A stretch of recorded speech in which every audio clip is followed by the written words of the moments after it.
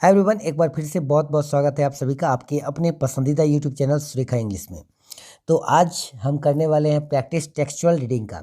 Textual reading आखिर होता क्या है, इससे पहले अगर आप चैनल पर नए हैं तो प्लीज़ चैनल को सब्सक्राइब करिए और वीडियो को लाइक करिए, शेयर करिए। टेक्सचुअल रीडिंग क्या होता है, सबसे पहले जानते हैं कि टेक्सचुअल रीडिंग होता क्या है कि आपने जो चैप्टर पढ़ लिया है उस चैप्टर के बीच से कोई लाइन दे दिया जाएगा और उस लाइन के बारे में बताना होगा आपको पढ़ करके कि ये आखिर किस पोएट की रचना है। तो आइए शुरू करते हैं। He is broken every human law. He breaks the law of gravity. His power of levitation would make a फकीर stare. मतलब he is broken every human law. उसने मानव के द्वारा बनाए गए सभी नियमों को तोड़ दिया है और यहाँ तक कि उसने ग्रेविटी के नियम को भी तोड़ दिया है। कहने का मतलब ये जो लाइन है जहाँ पर आप देख रहे हैं कि ह्यूमन लॉ और लॉ ऑफ ग्रेविटी, यानी कि जिस लाइन में अगर आपको लॉ और ग्रेविटी नज़र आ जाए तो आप या फकीर, तो आप समझ जाइए कि ये टी.एस. इलियट के द्वारा लिखा गया है और ये पोएम लिया गया है मैकियावेली द मिस्टिक कैट से। तो इसका ट्रिक होगा लॉ और ग्रेविटी और फकीर। आप इस तीनों में से कोई भी याद रख लीजिए, आपको ये बिल्कुल आप अच्छे तरीके से इसको सॉल्व कर पाएंगे। नेक्स्ट है, I think she was the most beautiful lady that ever was in the west country. यहाँ पर अगर आप ये देखते हैं तो यहाँ पर ट्रिक के तौर पर आपको ध्यान रखना है वेस्ट कंट्री और ब्यूटीफुल लेडी। जिस लाइन में वेस्ट कंट्री और ब्यूटीफुल लेडी अगर आ जाता है तो आप समझ जाइए ये एन एपिताफ से लिया गया है, एन एपिताफ पोएम का, जो कि वाल्टर डेलामेयर की रचना है। वाल्टर डेलामेयर की ये रचना है और एन एपिताफ से ये लाइन लिया गया है। नेक्स्ट है, Keats and school in avians retiring back a while sophist at what they are but never forgotten.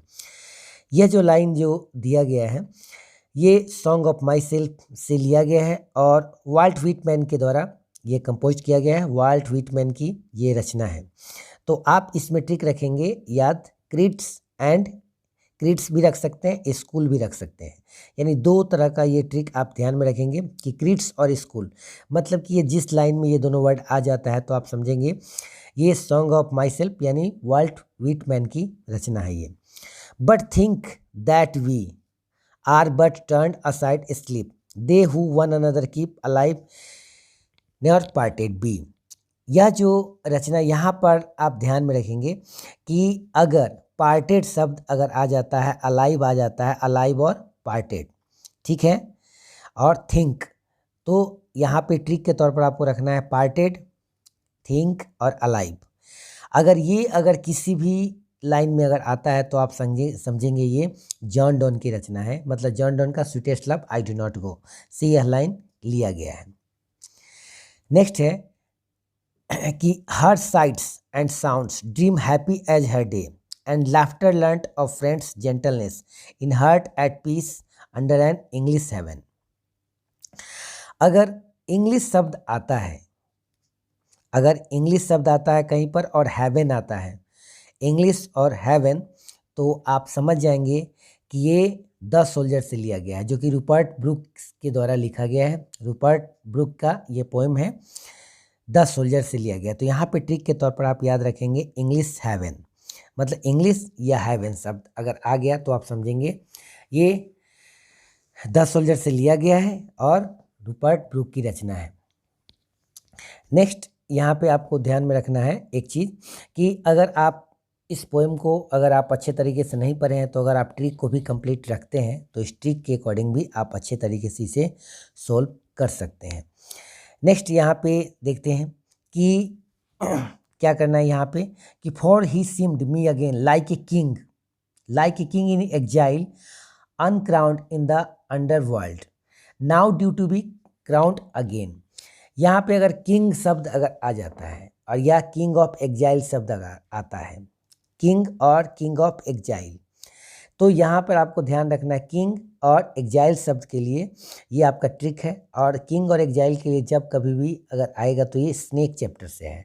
Snake जो कि डी.एच. लॉरेंस की रचना है, डी.एच. लॉरेंस के द्वारा लिखा गया है स्नेक, यहाँ से ये लिया गया है line. I who have lost me away beg now at stranger doors to receive love at least in a small change. अगर यहाँ पे अगर शब्द आता है स्ट्रेंजर और लव, स्ट्रेंजर्स और लव, ये दोनों ट्रिक आप ध्यान में रखेंगे, स्ट्रेंजर्स और लव। तो ये माय ग्रैंड मदर हाउस से लिया गया है और कमला दास के द्वारा ये लिखा गया है, तो कमला दास की ये रचना है। नेक्स्ट है where are the song of a spring, ay where are they, think not to do them, thou hast me thy music too. यहाँ पर ये जो लाइन है, यहाँ पर अगर स्प्रिंग शब्द अगर आता है, स्प्रिंग और म्यूजिक, स्प्रिंग और म्यूजिक यहाँ पे ट्रिक के तौर पर आपको रखना है, स्प्रिंग और म्यूजिक अगर ये दोनों शब्द अगर आता है कहीं पे, तो ये ऑटम का है, टू ऑटम से लिया गया है और जॉन किट्स की ये पोएम है, जॉन किट्स की ये रचना है।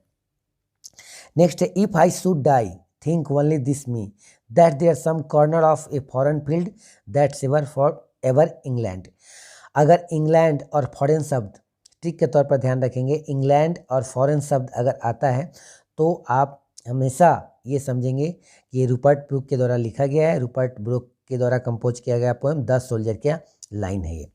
आई celebrated myself and sing myself and what I assume you shall assume, for every item belonging to me as good belongs to you. यहाँ पर आप अच्छे से समझ गए होंगे कि यहाँ पर भी सेलिब्रेट माई सेल्फ या सिंग माई सेल्फ आता है, तो आप समझ जाएंगे माई सेल्फ वाला कोई भी, तो ये सॉन्ग ऑफ माई सेल्फ का है, वाल्ट व्हिटमैन की ये रचना है। तो इस तरीके से ये टेक्सचुअल रीडिंग का प्रैक्टिस अच्छे तरीके से कर लीजिए, नेक्स्ट वीडियो लेके आएंगे।